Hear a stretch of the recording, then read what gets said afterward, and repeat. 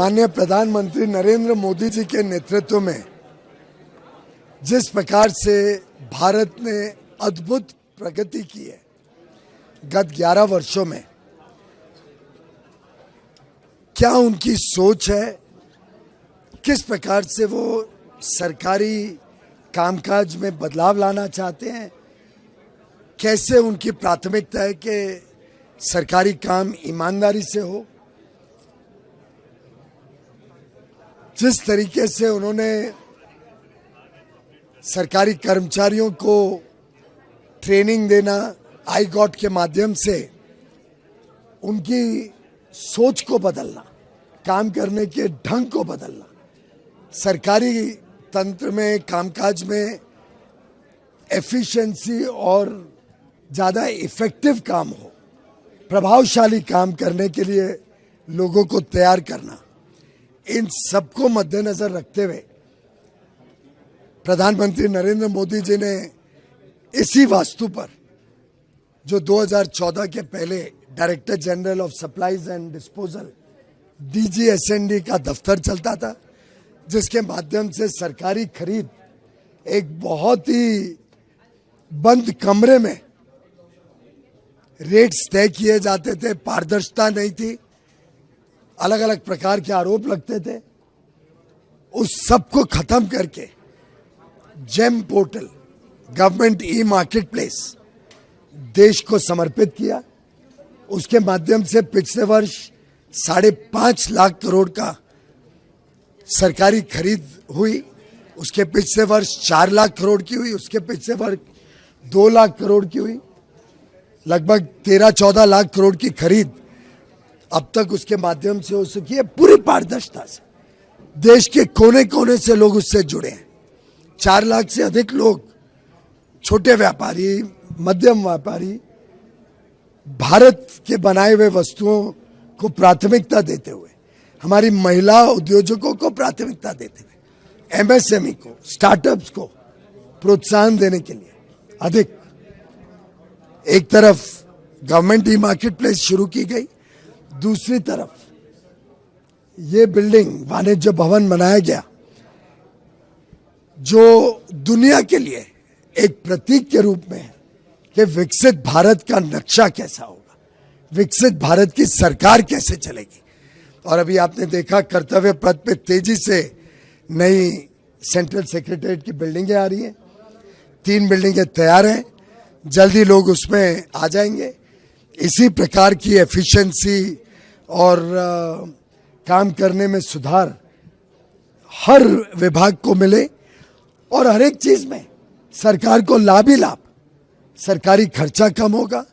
जो आज रेंट देना पड़ता है जगह की कमी के कारण, वो खत्म हो जाएगा। महंगे महंगे इलेक्ट्रिसिटी के बिल कम होंगे, एनर्जी एफिशिएंट बिल्डिंग्स हैं, पेट्रोल और डीजल की बचत होगी, क्योंकि पार्किंग और जो आने जाने की समस्याएं पहले के दफ्तरों में थी वो खत्म होगी। मेट्रो को कर्तव्य पथ तक लाया जा रहा है। अनेक प्रकार से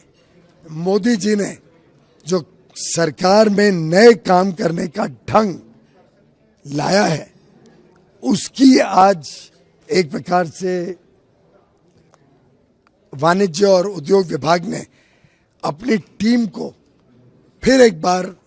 उस नई सोच के साथ जुड़ने के लिए अपने आप को एक कर्तव्य के नाते देखना, कटिबद्धता से उसके साथ जुड़ना, एक sense of purpose to rededicate ourselves to the new mindset that prime minister Modi is bringing to governance and good governance. सेवा और सुशासन, public service and good governance is our ethos, और उसी का एक प्रकार से ये 11 वर्ष प्रतीक रहा है। और वाणिज्य भवन देश और दुनिया को दिखाता है कि अब भारत तैयार है एक नई ऊर्जा के साथ, नए आत्मविश्वास के साथ, विश्व के साथ अपने संबंध बना रहा है, नया निवेश भारत में आ रहा है। सब जानते हैं अभी तक जितना विदेशी निवेश भारत में आया है, उसका 2/3 हिस्सा गत 11 वर्षों में है, उससे भी ज्यादा अब तो बढ़ते जा रहे हैं। तो आप कल्पना करिए कैसे परिवर्तन और कैसे बदलाव इस देश की कहानी को फिर एक बार नए तरीके से लिख रहा है। मैंने कई बार कहा है कि फ्री ट्रेड एग्रीमेंट्स की चर्चाएं और नेगोशिएशन पत्रकार वार्ता में नहीं होती है, वो तो यहाँ के कॉन्फ्रेंस रूम्स में होती हैं। लेकिन इतना जरूर बताऊंगा कि प्रधानमंत्री नरेंद्र मोदी जी के कार्यकाल में हर एक एफटीए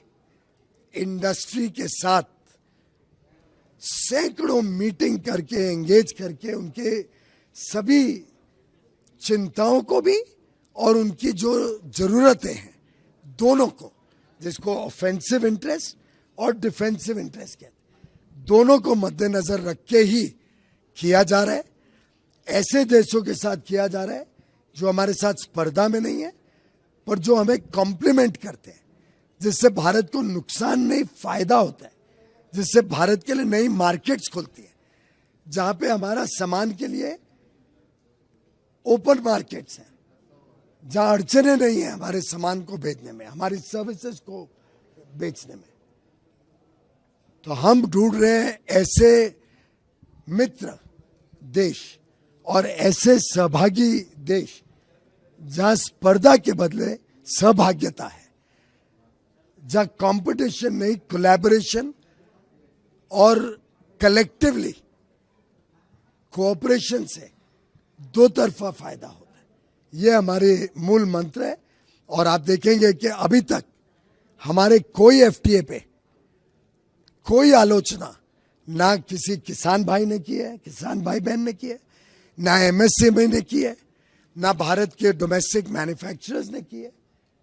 ना किसी को हर्ट हुआ है। हर एक को फायदा ही मिला है।